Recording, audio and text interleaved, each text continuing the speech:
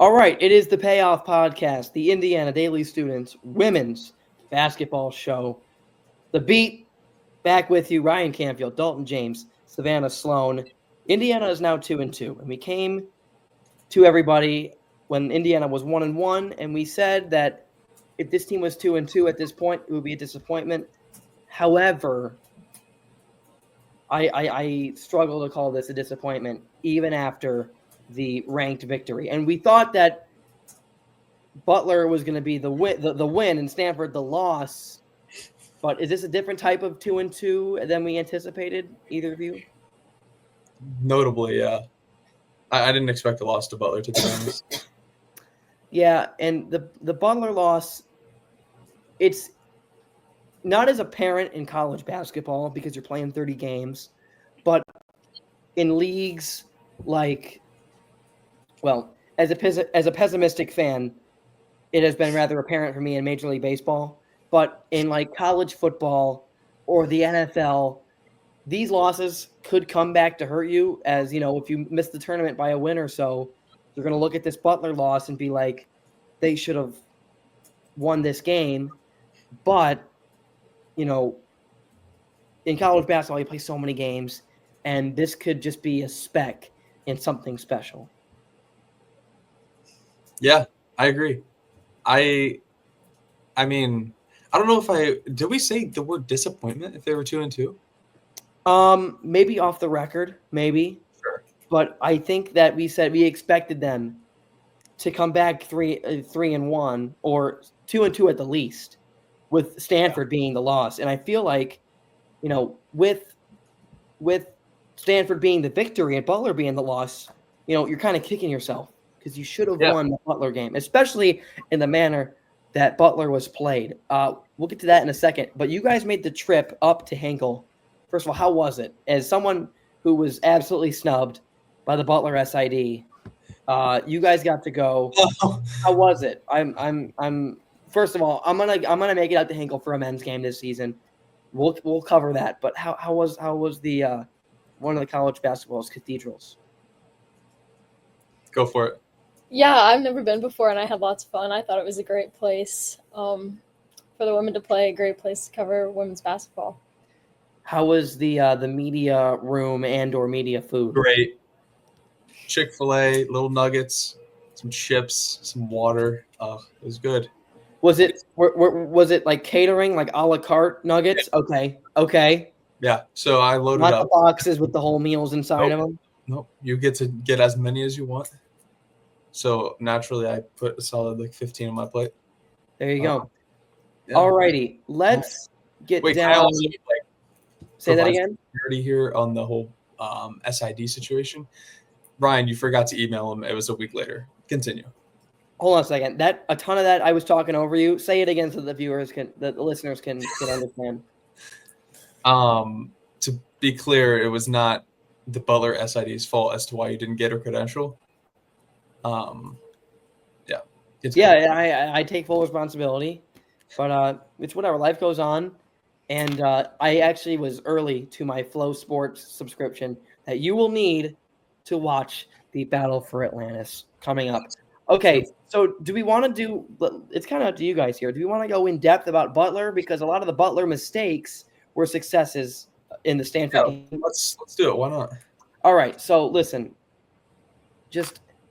I like to call them. You won't see it in a column because it's not professional, but elementary style turnovers for Indiana. Whether it's just bad charges or weak side ball handling that just gets picked out of your hands, and just too many turnovers for a game against a Power 6 school. And whoever wants to start it off, you saw it firsthand. I mean, just what more went wrong? It didn't even look like Indiana. It was so bizarre. 46 points that's usually scored in a half. Yeah.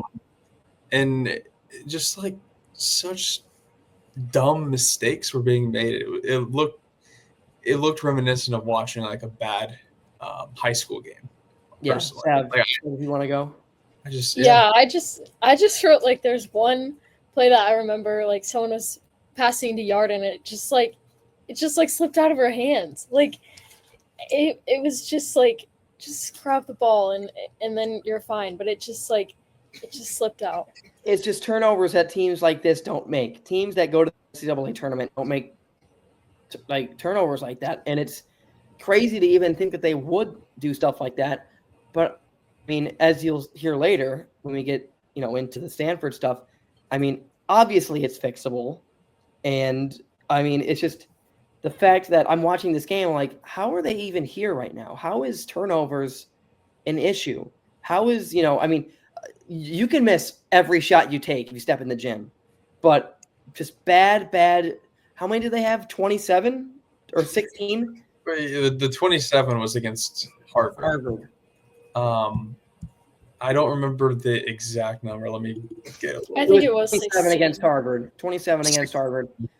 16 sounds right. 16 Yeah. against Butler. Yeah, it was 16. And I mean, you guys didn't talk about the ineffective shot making, so I guess I'll take that. I mean, when your veterans, something I wrote in my column yesterday is that the veterans actually, I said the leaders actually did the leading, whether it was Chloe Moore McNeil or Yarden Garzone yesterday.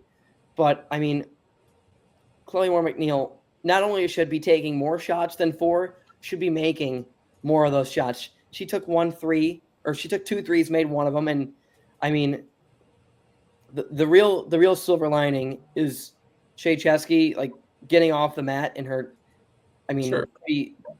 pretty bad performances in her first 2 games, and also I mean Lily Meister and Sydney Parrish took 20 shots, combined 4 for 20 from the field. So, and they weren't horrible from 3. I mean, you could see a winning effort from 3 while shooting 6 of 17, but I mean it's just inside shots. I'm going to get the stat up right here. 7 of 19 on layups and very few points in the paint. Yeah, I can think of the 2 layups at the end of the game that were missed. One by Strickland and blanking on who the other one was, but they were just brutal misses. And yeah, I mean, I don't know. I also just kind of felt like I forgot that there were players that have been in college for 5 years that were on that team. Yeah. They just look so inexperienced. They look so rattled. And you honestly can't even use the excuse of, oh, we were on the road. Like, no, like 80% of Hinkle. You can see it on TV, too. You can see it on TV. I mean, they set a new program record for the most fans in attendance at a game. It was like 4,135. And it was notably not because of Butler fans. And it looked like they were just like, I mean, I'm going to do a little play on words. They looked daunted, undaunted is the slogan. Yeah, they were daunted. They looked daunted. I don't know. Honestly, there was, after the game, there was a few people saying, oh, season's over. It's a lost cause. It's over. Right. I mean, to say that's a little extreme, but like I could see why someone could draw that conclusion for a second. But you have to remember that, like, as Sydney Parrish said, it was only the 3rd game, and there are a lot left to play. Yeah, and I was sitting in this very chair on this very desk on that Zoom with the post game, and I was just thinking to myself, or someone must have said it, or I thought to myself, like, Chloe Moore McNeil, Sydney Parrish have been in college for 5 years. Caroline Strickland's a senior. Yarden Garzone and Shea Chesky are juniors. This is not an inexperienced thing. And while I do think that there needed to be some gelling that Yarden said yesterday post-game, and there clearly was that from Friday or Thursday to Sunday, I mean, they just couldn't find anything. And it was just, I mean, just bad shot making. And it just, the turnovers is one thing, just missing layups and just bad shots that we've seen these players make is totally just not only uncharacteristic, but as a fan standpoint, it's frustrating for these fans to go through that. Yeah, do we want to get to Stanford now? Yeah, let's go for it. Why not? I mean, and if you want to just talk about an absolute turning of the tide. Well, I had one point. I lost it now. Go ahead. It kind of Butler reminded me of watching the men's team last year with their like 10 new players, and it was like, okay, they barely beat Army, they barely beat Florida Gulf Coast. I was gonna say, what is that school? Florida Gulf Coast.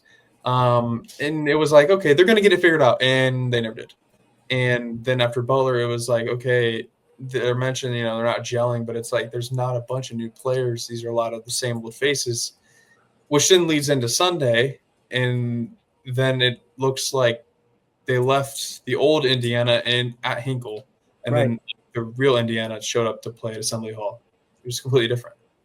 Yeah, and I mean, listen, this is what a Terry Moran team does. I mean, hits 9 threes, just under a tick under 50% from the field, 11 turnovers. I mean, is not great, but I mean, certainly it's better. From 27 last time you played on your home floor, 16 less turnovers against a ranked team. You'll take that every day. Sure. And then, as I said earlier, the veterans that have been playing college basketball the longest, I mean, it combined, 5 years from Moore McNeil and then 6 years from Chesky and Garzone.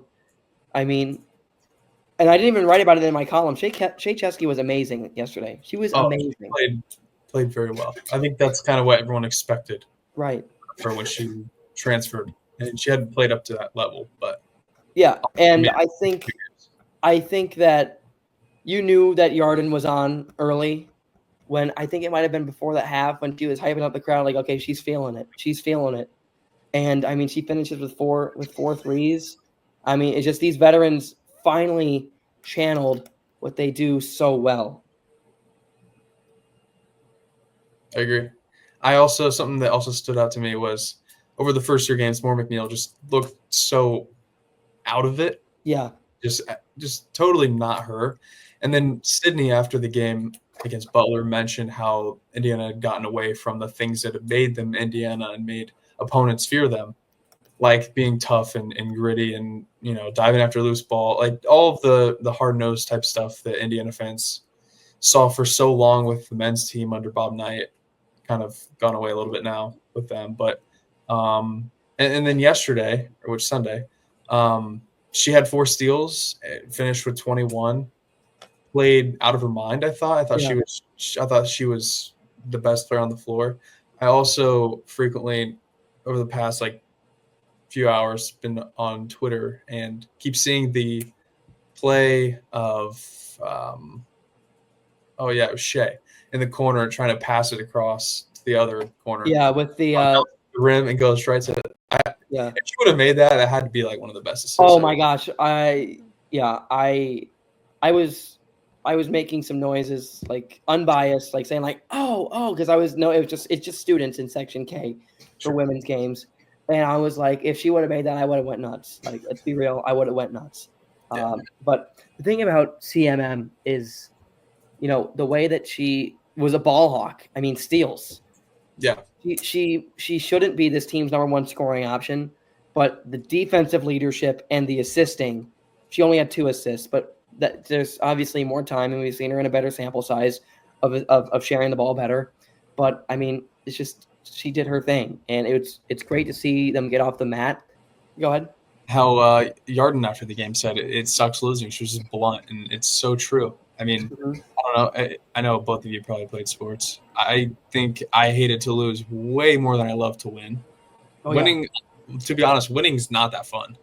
I think losing just sucks so bad. It makes you want to win. Absolutely. But yeah, I don't know. I thought that Stanford game is certainly a game. You play that way, it sends you onto a good little path headed into the Bahamas, where we notably will not be. Yeah, I mean, listen, the Bahamas is quite literally the best. I mean, I went for a vacation. It was midwinter break of my senior year of high school. Honestly, I'd go back tomorrow, and I wish we could be there for this. I mean, we could go and the men's we could go too when they go to Atlantis in a couple weeks. But what I like about this is that There are no games over Thanksgiving. Yes, very And nice. that's going to be sweet. And plus, we'll get, yeah, they had a Fort Myers game last year where they played Tennessee. Yeah. But this is going to be a whole different animal. And I think, just the pageantry. When you think of Thanksgiving season college basketball, you think Battle for Atlantis, Maui Invitational. And the fact that they're in this, it's pretty dang cool. Yeah, I'd agree. So they're going to play Columbia, and you said on Saturday, correct? Yeah, Columbia on Saturday at 4:00.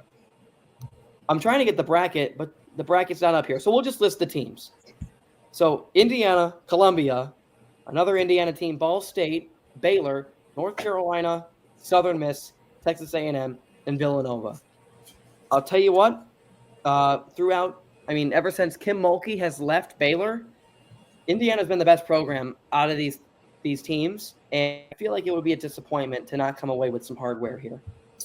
Yeah, you beat Columbia, then you play the winner of Baylor and Southern Miss, and that would be the next day at 1:30. So quick little turnaround there. Game end at 6 or so. I think games or tournaments or weekends, whatever you want to call it, like this are very valuable come Big Ten tournament time. Absolutely. Honestly, the past few years, Big Ten tournament hasn't particularly mattered in terms of making it to the real tournament. But if it ends up mattering this year, having the experience of playing in the Bahamas certainly will be valuable. And yeah, like you said, I think it would be quite disappointing if they don't make it to the championship game. Personally, I just don't see a way. This program is in the best form out of the other 8 teams, the other 7 teams. This program is in prime form. I would call it a disappointment if they don't come back with a championship, with a battle, the Bad Boy Mowers Battle for Atlantis, Women's Battle for Atlantis Championship. It's a mouthful. I'm not a fan of. Hey man, you got to get those corporate sponsors down. You got to get the corporate sponsors down. Yeah. Now, I'm not going to get ahead of myself. I do think Baylor's going to be quite the game. And I don't know if they are going to pull it off, but I think if you lose to Columbia, that's really just right. That's killer, I think. Yeah. All right. Anything before we get out of here? No, man. I don't think I got anything else. Does that have anything? No, I don't have anything either. All right. Well, I'll tell you what, guys. This is our 3rd episode. I told you guys before. It's our 3rd episode recording, but only 2nd to be uploaded. Oh, correct. This is our 3rd recorded episode, and this has been so much more cohesive. And I want to thank you guys for being such great co-hosts. And this is what'd you say? I appreciate you, man. You do a great job of hosting our podcast. Well, as someone with the podcast reps of myself, I feel like it was taken upon me to take command. And you guys have been great so far, because our first episode was not great. It was not great, and we've been fantastic since. So I appreciate you guys. If you're listening, continue to read our stuff, idsnews.com. And until then, we will see you later.